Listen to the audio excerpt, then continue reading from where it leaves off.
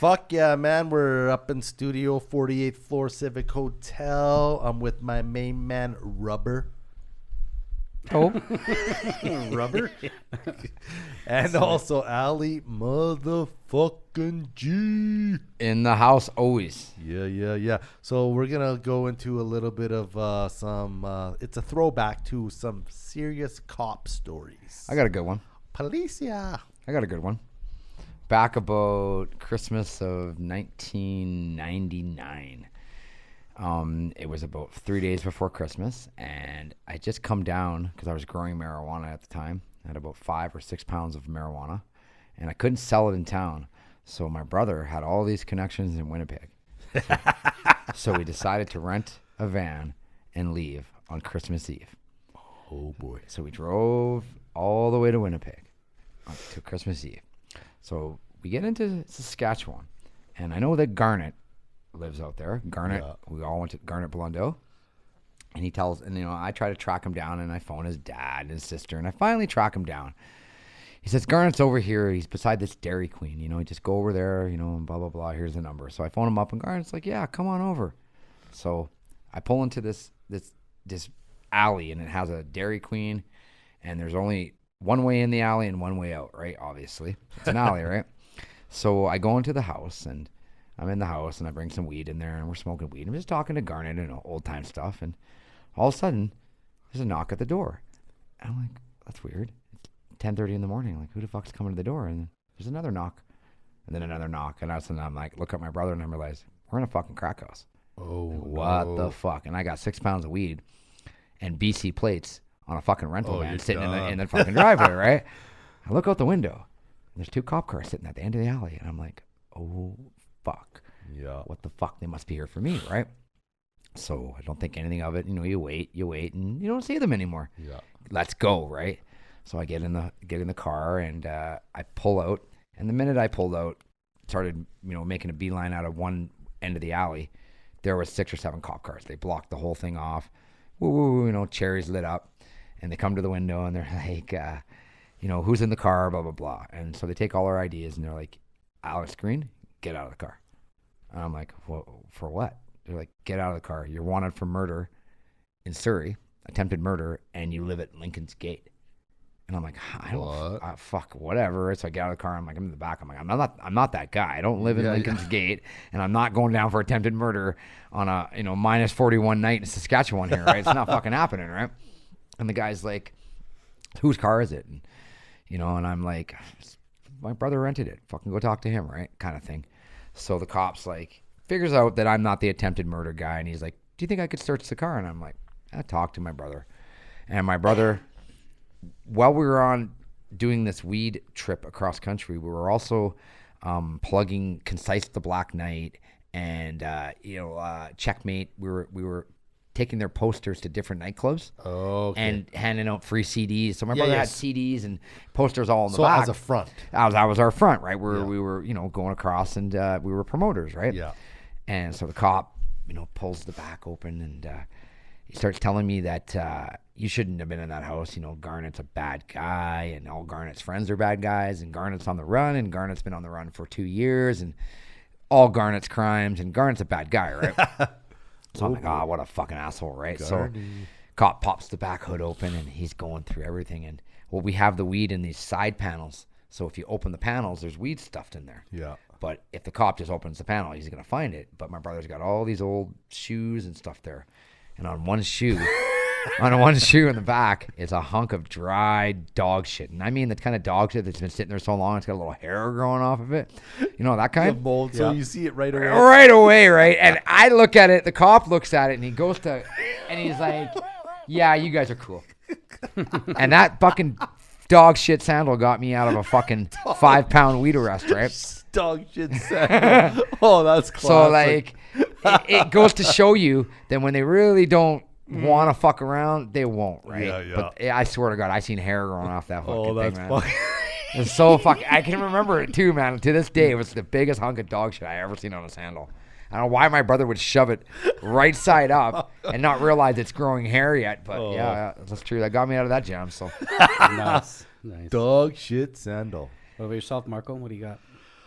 Fuck, man. I could just remember we got into a little altercation, and Officer Tan and a couple. I think it might. I still see him on that show on Netflix. But go ahead.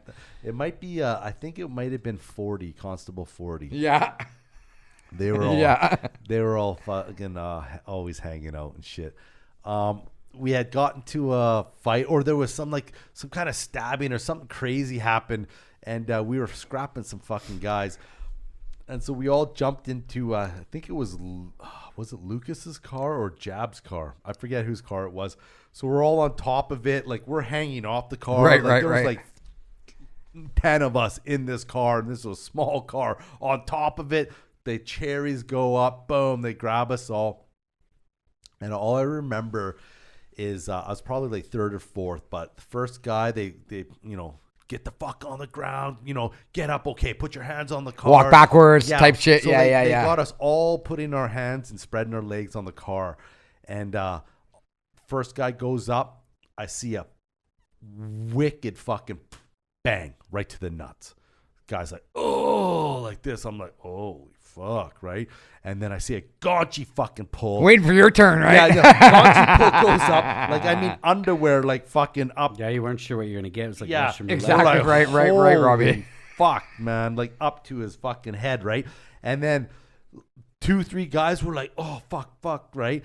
And then the cop looks at me. He's like, you're next. I'm like, oh, no, man. Because I had this cheap-ass fucking, like, Fields underwear on. But they had that thicker...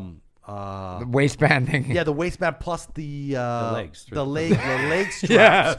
So this motherfucker's yanking on me, and I wanted it to rip Because it was hurting. it's hurting. Like, I'm like, please, man, just rip this thing off, right? It's like up to my back, man. Like, I'm like fucking Pigs, man. He's bouncing me, man. My nuts are hurt because the fucking initial whack to the balls. And then boom, boom, boom. I remember like walking home afterwards with like cuts in my fucking in my legs. And then Dave looks at the cop because Dave Lucas is up next. It's so funny. I just remember his face watching me, and he's probably baked, right? So he's just like, officer, can you not do what you did to those guys to me? Same thing, bang, right to the balls, underwear up on his head. I think they ripped his boxers like right fucking in half. I can tell you, there was a funny, cop man. that used to fuck with me, and his name was Constable Derek Fisher. I don't even care if he hears this. And that guy used to fuck with me. And you know what he used to do to me and Garnet? He would try to look at our cocks, bro. and I'm not joking. How he would do it is he would come up to you, and as soon as you seen that guy, he'd be like, Mr. Green. And I'd be like, oh, he's going to want to walk and fucking see my dick, right? So he comes up to me and Garnet one night, and he's like, checks us, and he finds a fucking a crumble of a piece of weed in my pocket that's got lint around it. And that's what he got me. He's like, okay, now that we found this little pocket lint, roach, check your asshole. You know, now we're gonna check your asshole and balls. So I swear to God, this is what the guy would do. He would say, "Open your pants." Fucking pervert. He would shine a light down there, and you know how I knew he was looking at my nuts? Because he would get me to position my cock in different positions. No joke, bro. He'd be like, "Lift it to the right a little," and he'd be like, lift it to the left. Let me center your balls. I think you got something there. And then when he seen Garnet, I heard Garnet had a big piece of wood, right? Oak tree. Right? Everyone knows that, right? That's a known thing. But and he looked down Garnet's pants. He was all excited. It was excited, but it was a quick look, right? It was like, fucking, I guess his pants is a little too full there. I don't know what it was, but that guy, and here's how the story gets even better. 5 years later, maybe 6. I get pulled over with SURREY and Harpreet and Harpinder in the middle of 104th. Yeah. And fucking, knocking on the window. And window it's rolls Fisher. down. And it's Fisher. And he looks in the back. Mr. Green. No. And I swear to God to you, he goes, hold on a second. He goes back to his car. And I said, everybody, we're about to get our cocks looked at. and they're like laughing at me like I'm wrong, right? Yeah. He pulls them all out and he's checking all their cocks out, right? And they all get back in the car feeling slightly violated, right? So get back in the car. He's like, get in the car, you guys. And then I told you guys, you're gonna check your cock, and I'm next, right? So don't worry about it. I got all the blow. Saving the best for last. Saving the best for last, right? The littlest penis for last. But anyway, Machine gun. but here's how it went, man. Just before he's about to check me and SURREY, and we got all the drugs on us, he looks in the car and says, "It's your lucky night, boys." I ain't gonna check your Because cock. he's already seen your cock. He's already seen my cock. I have another call. I got to get out of here, right? Oh, fuck. So I looked at Sook and I was like, thank God, man. Oh, the rest of you that's assholes got violated. Oh, that's And there's one thing about East Indian guys that I found out hanging out with them that none of them are circumcised. You know that, right? None of them are circumcised, bro. ever. Ever.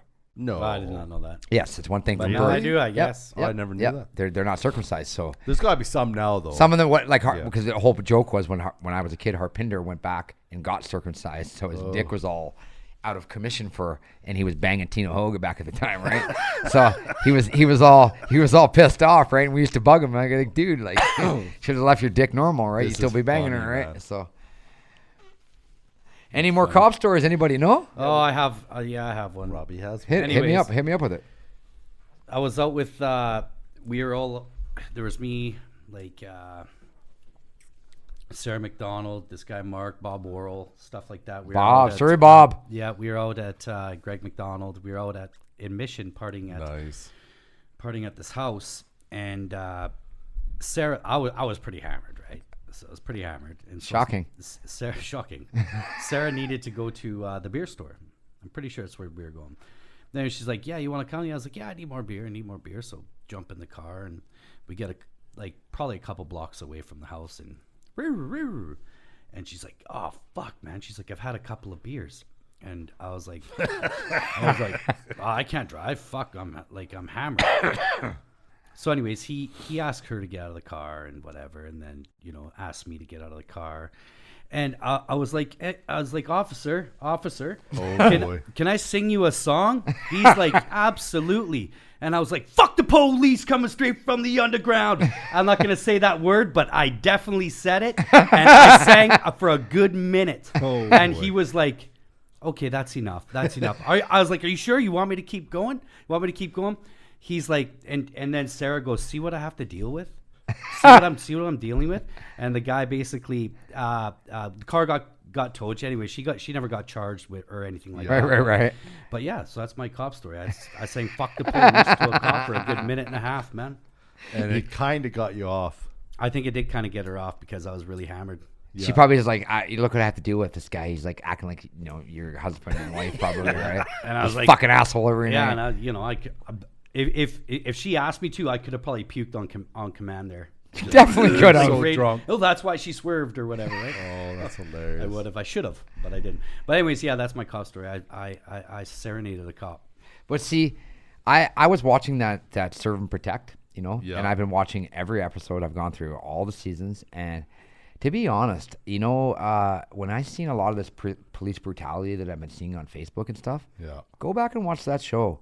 And the whole, sitting on the back of someone's neck, Yeah. I think I lost count at 16 times that I watched, someone aggressively get their neck pinned down. Yeah. So, a lot of those cops in Surrey were complete fucking assholes. well, they're trained and it's like right that. on tape. Yeah. So, for people to say this police brutality is something new, that ain't fucking Oh, new. no, now it's just there's cameras. Right? Go watch that show, man. Yeah. Everywhere. You watch these assholes. They beat the fuck out of you, right? So, Yeah, everywhere there's cameras. They can't get away from it now. I think the show is called They switched it from to Under Arrest. Yeah. So check it out. But I seen Paul Graham in there and a couple other guys, Bobby Lipiak. It was pretty funny, right? Yeah, good old bumholes in there.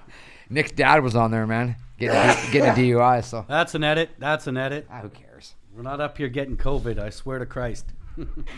Marcus over here giving everyone COVID with the fucking goddamn fucking handkerchief. He's got like 2 masks on. a skanker chiff. His handkerchief. Joe sniff. Okay, so sniff we a got